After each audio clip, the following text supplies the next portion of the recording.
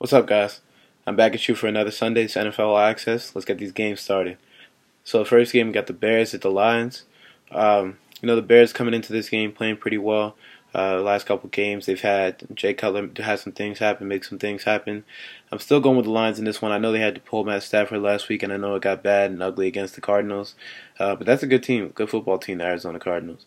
And I think, they're going up against a team that's not as good. And I think ultimately, because it's a division rival and because they're at home, they're going to pull this game out in a tight one, 23-17. I think Lions. They still have some weapons on offense. Obviously, Golden Tate and Calvin Johnson. I think they'll get their act together and ultimately pull this game out for the win, and go on from there. 23-17, Lions. Next game, we got the Redskins at the Jets. Man, the Redskins have actually been playing pretty well. To surprise some people. Their defense is pretty good, not bad. And then their offense, Kirk Cousins has been making plays. Not enough necessarily to win games, but I do think they'll be competitive in this one. But ultimately, I see the Jets taking this one 27-17. The Redskins going up against a stout defense, the defense that can really get after the quarterback. And on top of that, you have a Brandon Marshall on the other side who's not really, they don't have anybody equipped to be able to cover Brandon Marshall. So I see the score of 27-17 Jets at home. Next game, we got the the Cardinals at the Pittsburgh Steelers.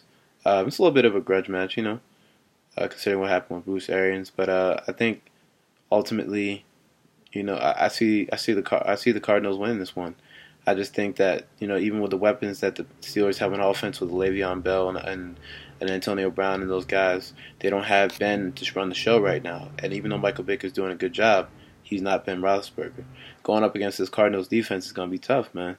And I think even on the road, I think the Cardinals defense travels well. And I think with Patrick Peterson, Tyrann Mathieu, and those guys, ultimately I see the Cardinals winning this game. And on their offense is balling too. The Steelers have nobody to cover Larry Fitzgerald. I see them winning this game in the score of 30-20. I think they pull away in the fourth quarter, and I think ultimately, the Cardinals just kind of flaunt their stuff. They show the league like we're not playing around. They have a good team. And I think on this day, because the Steelers don't have Ben Roethlisberger to throw that football, the Cardinals win this game, 30-20. Next game, we got the Chiefs at the Minnesota Vikings. The Chiefs have been the Chiefs have been a little bit of a disappointment, but they just had Jamal Charles go down for the season. Now, I know a lot of people are thinking like they're done and they're not going to win anything. I'm here to tell you otherwise. I'm still going with the Chiefs today. Why? Because they still have Alex Smith as a quarterback to manage the game. They still have a great defense that can really get after you and I think slow down AP a little bit. That's the key right there, to put AP on the ground and slow him down a little bit. And I think they're capable of doing that today. And that's going to be a huge key in their win. And I think they're going to win this game in a tight one, 20-17. Ultimately, I just don't think Teddy Bridgewater and the offense are equipped. If AP is not running the football effectively, I don't think they're equipped to really just go vertical and pass up in the air against this Chiefs defense. I don't think that's the case. But we will see. Ultimately, we'll see. We just got to make sure that, we don't judge teams too early. I think the Chiefs still have time. I think they're still going to be a formidable football team. But ultimately, without Jamal Charles, they're hurt. But I still think they'll win this game in a tight one, 2017, Chiefs. Next game, we got the Bengals at the Buffalo Bills. The Bengals are flying high. They just beat Seattle. They've had a lot of success, 5-0. And I think that's going to be the key right there. I think they're a little overconfident coming into this game. I think the Buffalo Bills are very good at home. And I think Tyrod Taylor, LaShawn McCoy, and those boys, and Sammy Watkins and a Percy Harvin on offense, and then their defense, I think Rex Ryan, I think, is going to get the job done. And I don't think it's going to be, a blowout or anything. I think it's going to be a tight game. But I think ultimately, the Buffalo Bills are going to pull away from the Bengals 33-27. I understand Andy Dalton's playing well. I understand they have A.J. Green. But at the end of the day, that Bills defense, they're going to slow them down a little bit. 33-27, Bills.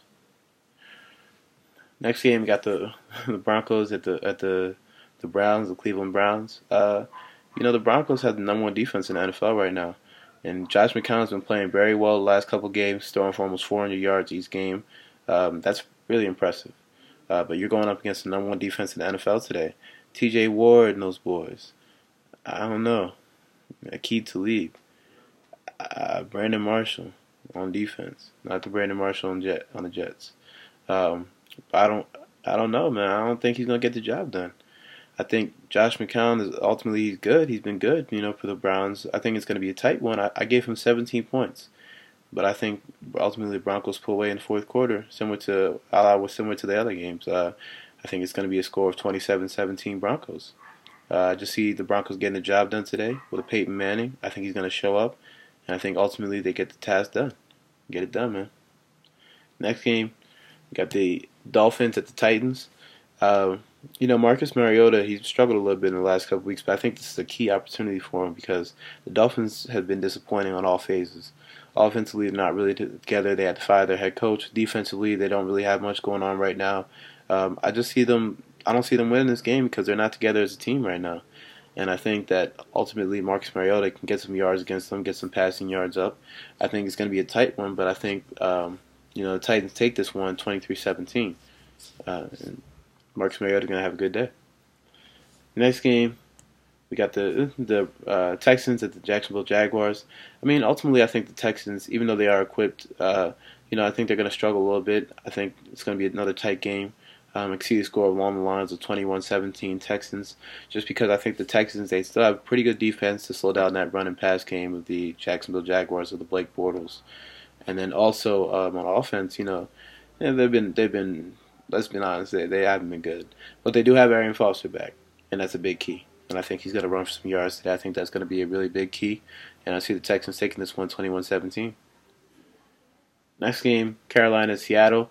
Panthers and Seahawks. It's going to be a good game, man. I just found out Bobby Wagner's not playing. That's unfortunate. I think it's going to hurt their run defense a little bit, but I think with the linebacker safety combo, Earl, Cam, KJ Wright, and Bruce Irvin, those four guys are going to make a lot of tackles today. They're going to really make up for the loss of Bobby Wagner.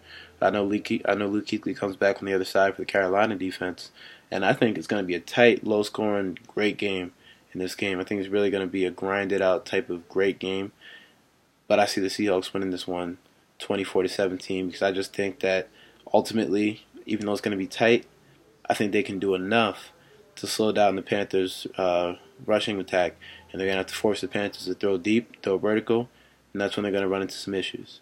And I think, like I said, the Seahawks offense, we all know they've been struggling, and against this Panthers defense, it's going to be tough to move the ball. But they do get Marshawn Lynch back today, and I think that's going to be enough to open up the seams for passing and ultimately get them to win 24-17. Next game, we got the Chargers at the Green Bay Packers. Philip Rivers has been playing great. Last couple weeks, he's been playing very well. He's got his stuff together. He's passed for over 1,000 yards in 5 games. That's pretty impressive. But ultimately, I think they're going to lose this game because when you talk about the Chargers, you talk about Philip Rivers. You don't talk about the team. And that's the key. The team isn't doing that well, and the defense is reeling. Against Aaron Rodgers, I think it's going to ultimately be a score of 34-24 because I just think that defensively the Chargers don't have enough to stop him. And then offensively, even though Philip Rivers, like I said, he's going to put up some points, last time I checked, Green Bay has a great defense right now. One of the best in terms of QBR against opposing quarterbacks. So Philip Rivers is going to struggle a little bit today. And I think 34-24 is ultimately going to be the final score. Next game, like Baltimore, San Francisco. It's a little bit of a rivalry. What happened in the Super Bowl. Still got a couple players that still exist there, but it's Ravens at the 49ers. Right now, the Ravens are reeling. I mean, they have so many injuries. Jimmy Smith is injured. Ladarius Webb, Terrell Suggs. They just have too many injuries, I think, right now to contend with.